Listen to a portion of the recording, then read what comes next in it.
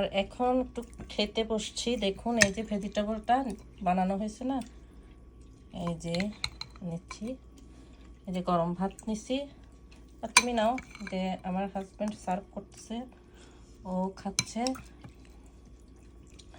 সাথে কি নিছি দেখেন, এই যে আলু দিয়ে একটা মাছের তরকারি, আর এখানে একটু কদু রান্না করছি, এখানে একটা ডিম নিছে আর খাচ্ছে। কেমন হয়েছে? খাও, খেয়ে বলো দেখি। আর আমি নিছি ডিম, এই যে ভেজিটেবলটা দিয়ে খাচ্ছি, একটু কদু তরকারি আর একটু আলু দিয়ে মাছ দিয়ে রান্না করছিলাম, ওগুলো ছিল, আর ভাত। ভাজিটা কেমন হয়েছে দেখছেন? ও খেয়ে বলতেছে এই যে ভাজিটা খুব মজা হয়েছে, রাইট?